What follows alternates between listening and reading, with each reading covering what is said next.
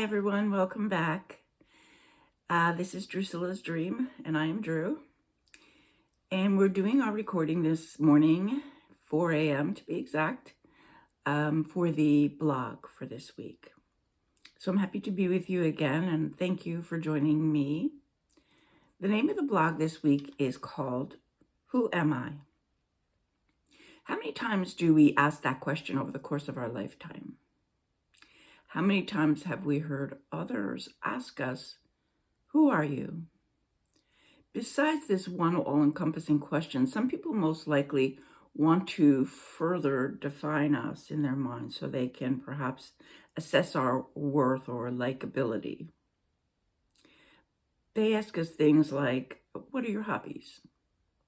Did you go to college? If so, where did you go? Are you married? What kind of car do you drive? Where do you live? What are your spiritual beliefs or religion, and what's your nationality? If we are considered by the culture or the society that we live in to be successful and prosperous, we'll be proud to spout off our labels and accomplishments.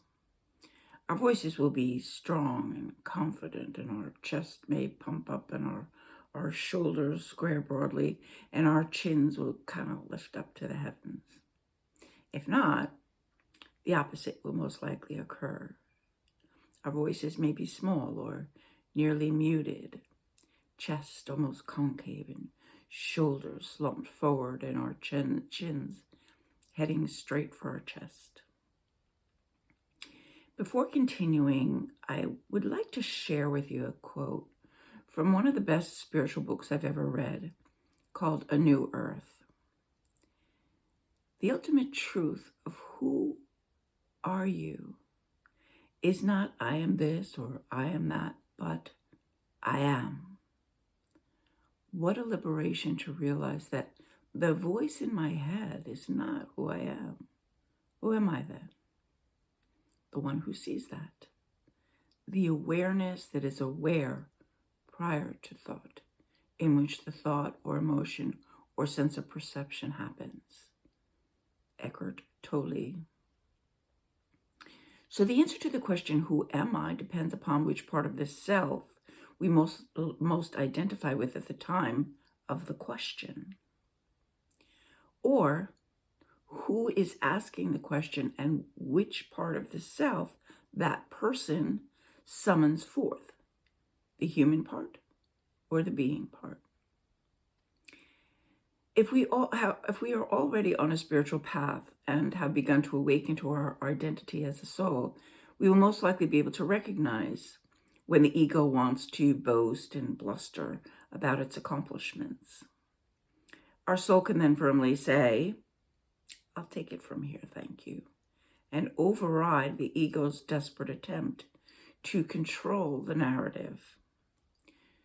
Should I be fully immersed in my human persona, me personally, if I was immersed in my human persona, the answer to the question of who I am would go something like this. I am Drusilla Burrough Cyphers.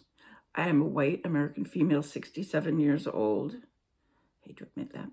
I am a daughter, a sister, a wife, a mother, and a grandmother. I am a massage therapist, spiritual consultant, and an author. I live on Long Island, New York. I am divorced and remarried to an amazing man, by the way. We own a moderate house in a middle-class neighborhood, and I lease a bright blue Honda.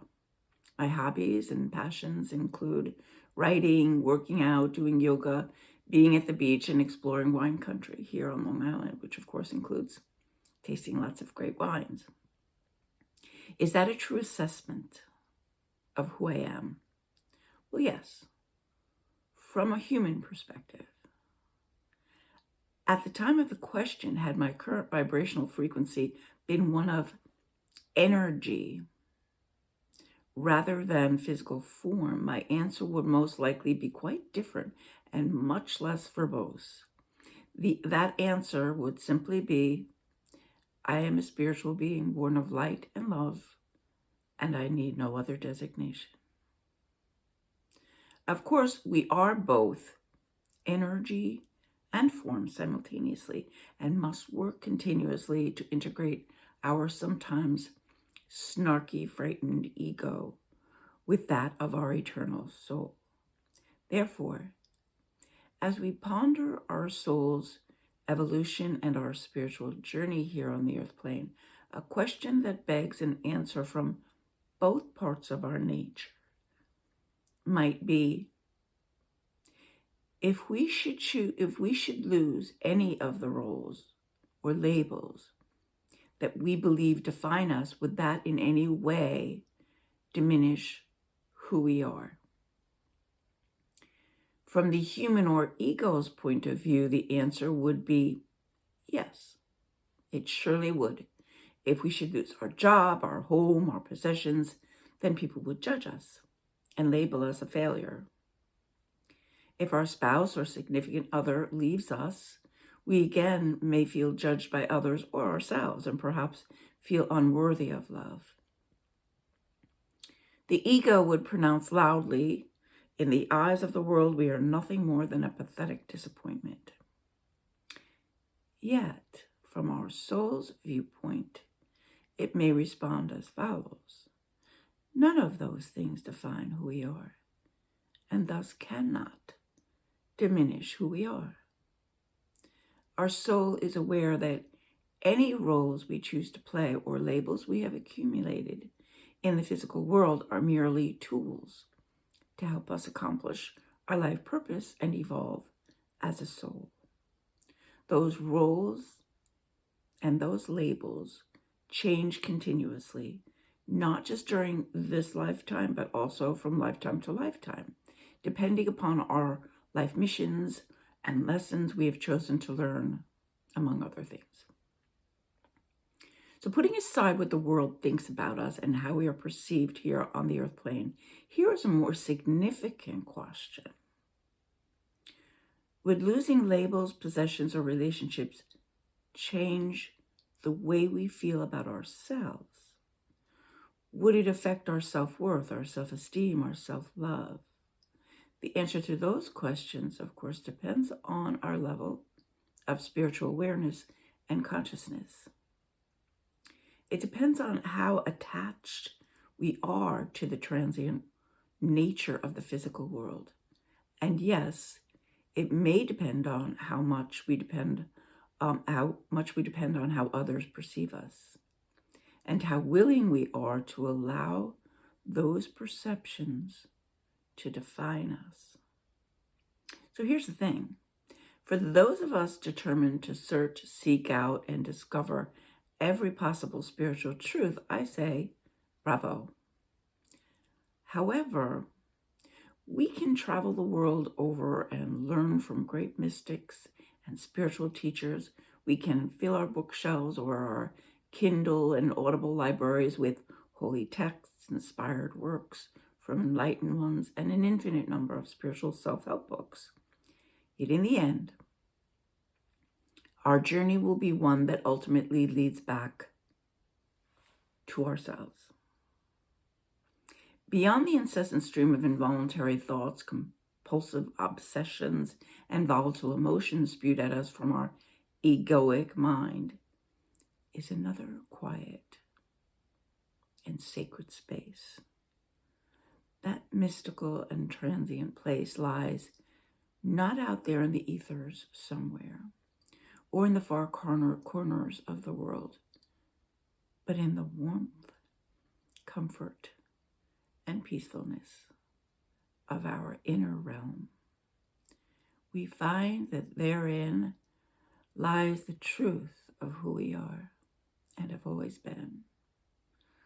When we visit this supernal ethereal reality that cannot be measured by any physical means, we remember how vast, infinite, and powerful we are.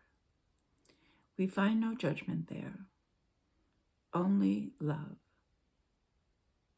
A love so pure and unconditional that we are often brought to tears.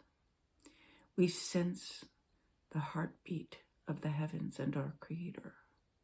We experience the miraculous expansion and contraction of all of life.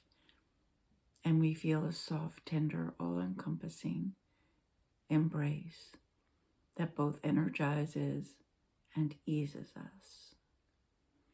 Again and again, we can journey home to ourselves for a quiet respite.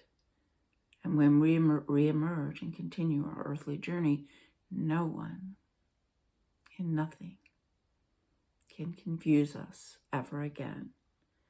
We know that we are in this world, but not of this world, because we remember we are fully committed to the truth of who we are, and will continue to live out that truth every moment of our precious time here. I exist. We exist. I am. We are. And that is sufficient. Yet if the world is confused by our response, we can compassionately clarify. We are peace. We are joy. And we are love. That is who we are, now and throughout eternity. And so it is. I hope you enjoy this blog this week. It's a little heavy-ish to think about that, because most of us do define ourselves by the things that we do and who we're with, or what possessions that we have. It's really very normal to do that. But of course, we all know that we come into this world all by ourselves, with the help of others, of course. But basically, we have nothing when we come in here except for our essence, who we are, and the physical body that we decided to team up with. And we're going to go out the same way. So it's just always important to keep that in mind as we journey through this life and do what we came here to do, which is to fully enjoy being here in the physical world. Enjoy it all. That's what we're meant to do. We're not meant to live in poverty, or unless, of course, that's our choice, but that's not the purpose. We can. The only thing that we have to keep in mind is not to get too attached to the physical things here, because it's all transient. The one thing that we can count on in the physical world is change. It happens. And so rather than resisting it, which we all have a tendency to do, especially as you get older, it's just relax and be in acceptance of life, all of it, every part of it, the things that come and the things that go, and just be. So I hope everyone has a wonderful day. Again, thank you for joining me, and I hope you will join me again next time. Namaste.